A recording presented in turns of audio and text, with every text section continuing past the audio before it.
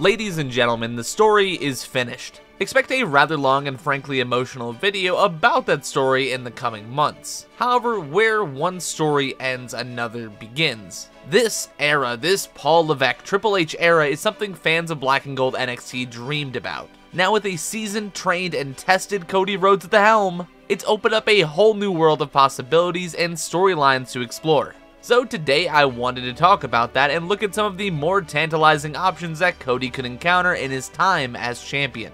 Let me know who you think could put on some stellar TV with Cody in the comments down below, and while you're headed down that way, be sure to leave a like on the video if you want to support me as a creator. On the topic of support, I've also launched a set of rewards for all channel members. More info on that at the end of the video.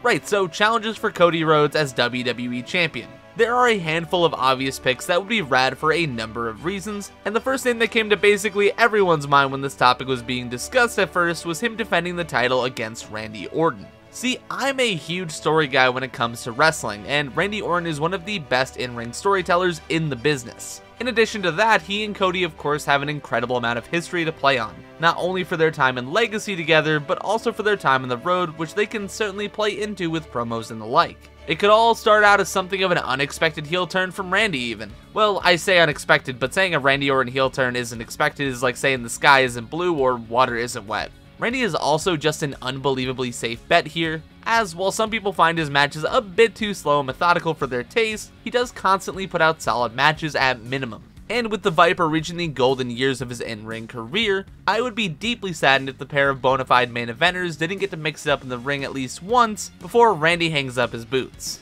Another star who's been very vocal online about how his career is winding down as of late is none other than AJ Styles. Styles is who we're of course going to be seeing take on the American roller coaster in France for Backlash. But there are a number of reasons why I believe that match in this program could be great and realistically could go a little bit longer than just the one pay-per-view. First and foremost, AJ Styles is in the match. And if you didn't know, he's not so bad at this whole professional wrestling thing. Sincerely, AJ is a once-in-a-lifetime talent who as an in-ring performer has a resume that rivals the likes of Hart and Michaels as perhaps the greatest in-ring competitor of all time. However, there is more to this program than just the work rate of Alan Jones. Notably, AJ had worked with Cody's father, the American Dream Dusty Rhodes, in TNA back in 2004, both in singles and tag competition. Now, I'm not saying every feud Cody has should be about his dad, but this is a very unique opportunity to play into that where it makes perfect sense. Seriously, how many active wrestlers in WWE have faced Dusty Rhodes aside from Styles? None. It's literally like none unless you count Bobby Roode, who is now essentially just a producer. I'm not saying I want more sappy, quote-unquote, my father's Dusty Rhodes promos for Cody, but I also wouldn't necessarily be opposed. And on the topic of promos I wouldn't be opposed to, let's talk about CM Punk. Now, if you somehow missed Cody and Punk's exchange on the microphone in the lead up to the Royal Rumble, I am very sorry for you because simply put, I believe Cody and Punk are two of the very best on the horn today. Truly, both men are masters with maximizing their minutes and have proved capable of creating true wonder and intrigue through their use of the English lexicon. Aside of their stellar promo skills, there's of course history between these guys, which Punk did touch on in his promo during the lead up to the Rumble. Notably, during his OVW days, Punk was tasked with looking after Cody on behalf of Dusty. And between this, their years on the main roster together, they have plenty of history to tap into and really play up for the sake of their program. In addition to that, there's a whole other narrative to be told for two guys who on repeat had said they would never ever come back to the WWE, facing off over the company's top prize. Honestly, the match on paper feels like a Mania main event, which if that somehow shakes out to be what we get at Mania 41, I know I'll personally be over the moon. Another match in program that would absolutely be main event worthy is none other than the currently teased showdown between Cody and The Rock. Now, is this match gonna main event WrestleMania 41? Probably not, considering Rock vs. Roman needs to happen before Dwayne needs to get his hip replaced, so that's almost certainly going to be the match that takes priority of the two. However, even still, picture the two guys on the marquee for SummerSlam in Cleveland. Overall, the aggression and genuine incredible heel work The Rock put in before Mania made me a believer that he can still 100% be a hateable baddie, while Cody of course works a sympathetic babyface role. And because of both the tag match on night 1 of WrestleMania 40, as well as several hard-hitting and gripping segments the pair put on together, I think Rocky and Rhodes would be an utterly blockbuster main event. Plus, we still have that story thread of not knowing what The Rock gave to Cody in that awkward segment on the Raw after Mania. I reckon that's going to be what brings these two back together down the line for a dream match type meetup.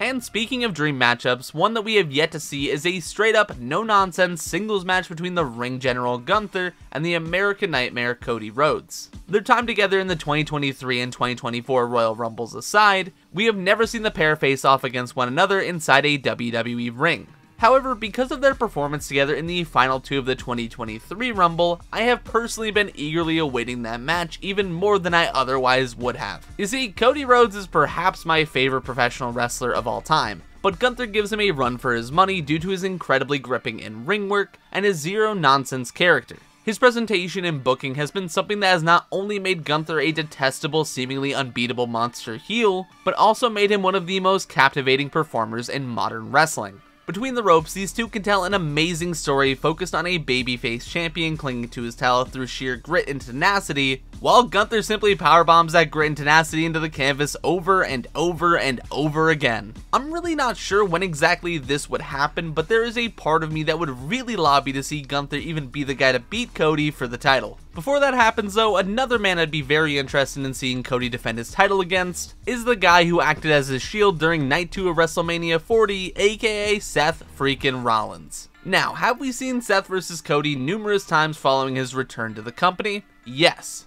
Did Seth lose all of those matches?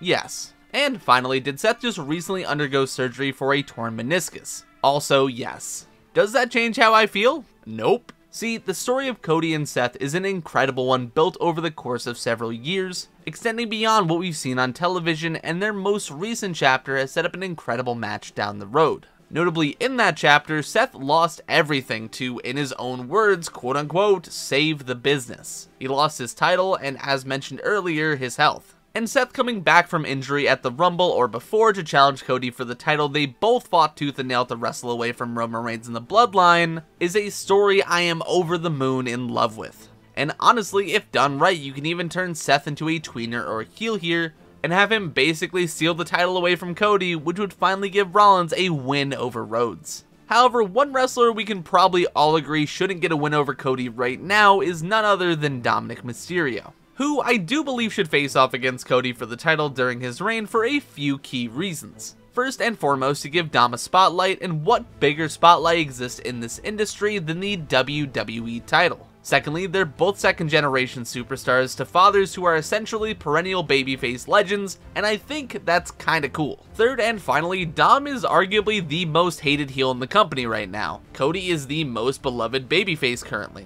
As such, when these two do so much as a lockup or have a semi-back and forth match, pretty much whatever crowd gets to witness that will be yaying and booing with every respective strike. So it'll give Dom some incredibly valued main event experience, and overall, it would just be fun. And ladies and gentlemen, the final name which I'd love to see Cody face off against during his run as champion is none other than the man he took the Undisputed Championship from in the first place, Roman Reigns. Ladies and gentlemen, the score reads clear as day. It's 1-1 in the 9th inning, and whoever nails the next home run wins. What I mean is, at 39, Roman beat Cody, and at 40, Cody finished the story. Both times there was an electricity in the air, and because of this, in many ways these two are our current generation's Rock and Austin.